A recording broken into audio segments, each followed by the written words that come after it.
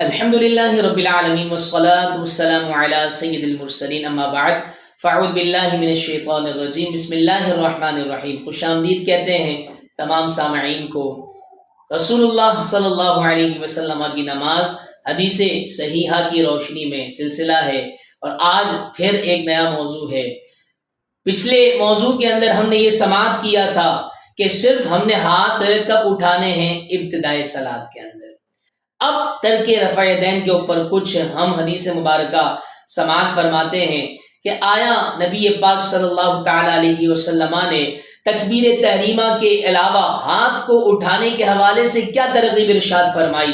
صحابہ کا کیا عمل رہا؟ آیا صحابہ کرام علیہم رضوان میں سے کون کون جید صحابہ کرام علیہم رضوان رفع یدین کے قائل تھے، کون نہیں تھے؟ آئیے ہم سماعت کرتے ہیں۔ سب سے پہلی حدیث مبارکہ کہ پیارے آقا صلی اللہ تعالی علیہ وسلم نے رفع یدین کے حوالے سے منع فرمایا، آئیں سماعت فرماتے ہیں۔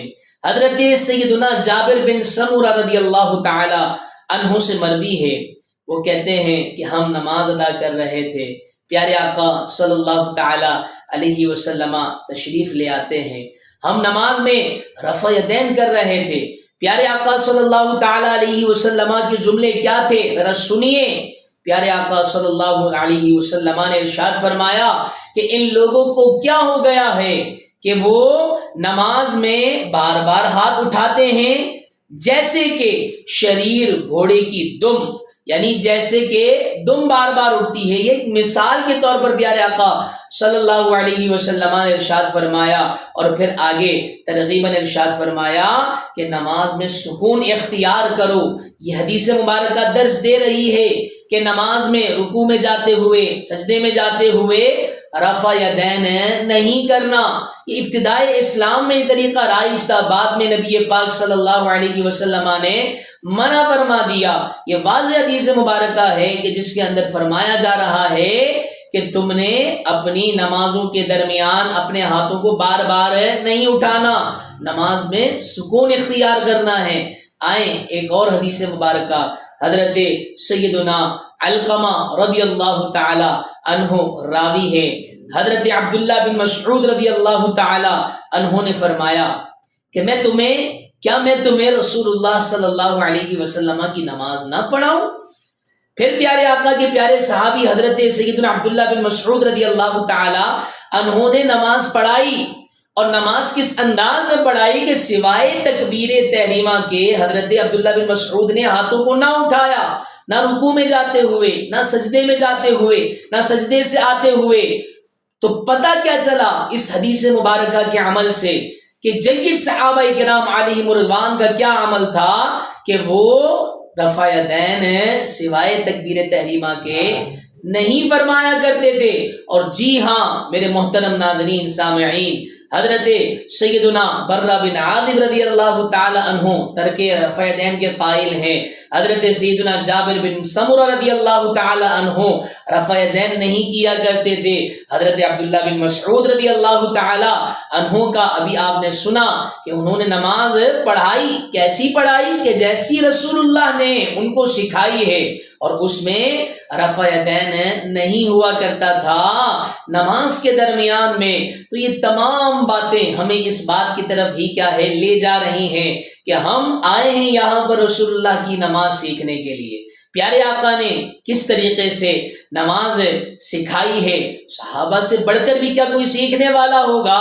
ابتدائی دور کے اندر بالکل رفع یدین ہوا کرتا تھا، پیارے آقا صلی اللہ علیہ وسلم نے منع فرما دیا۔ اچھا، ابتدائی اسلام میں جو رفع یدین کیا کرتے تھے اس کی بہت سی وجوہات ہیں، ان میں سے ایک وجہ یہ بھی ہے کہ جب کفار قریش کو نماز کی دعوت دی جاتی تھی تو وہ کہتے تھے کہ ہم نماز تو پڑھیں گے لیکن اپنے بتوں کو ساتھ لے کر آئیں گے۔ پیارے آقا صلی اللہ علیہ وسلم نے اس عمل کو ابتدائی اسلام میں اختیار فرمایا کہ رفع یدین رکوع میں، سجدے میں جاتے ہوئے آتے ہوئے فرمایا کرتے، تاکہ وہ اپنے ہاتھوں کو اٹھائیں اور ان کی بغلوں سے کیا ہے وہ بت زمین پر گر جائیں۔ لیکن جب اسلام کو عروج ملا تو پھر کیا ہے یہ تمام تر معاملات منع ہو گئے، یعنی رفع یدین سے منع کر دیا گیا۔ حالانکہ حضرت عبداللہ بن مسعود رضی اللہ تعالی عنہ سے خود مرویات ہیں کہ رفع یدین کیا کرتے تھے، لیکن اگر دونوں ہی احادیث مبارکہ کا اگر ہم موازنہ کریں تو بعد میں روایت کرنے والی حدیث مبارکہ وہ ملتی ہیں کہ جس میں مفہوم کیا ہے، وہ یہ ہے کہ پیارے آقا صلی اللہ علیہ وسلم رفع یدین نہیں کیا کرتے تھے۔ تو یہ سیر حاصل دلائل کی روشنی میں ہم نے جو سماعت کیا وہ یہی بتا رہا ہے کہ نماز میں صرف ابتدا میں ہم نے ہاتھوں کو اٹھانا ہے، اس کے علاوہ ہم نے رفع یدین نہیں کرنا۔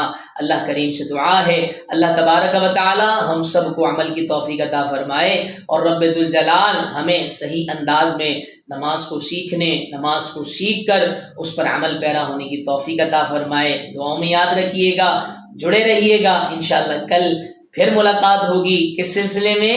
رسول اللہ صلی اللہ علیہ وسلم کی نماز حدیث صحیحہ کی روشنی میں۔ فی امان اللہ، السلام علیکم ورحمۃ اللہ وبرکاتہ۔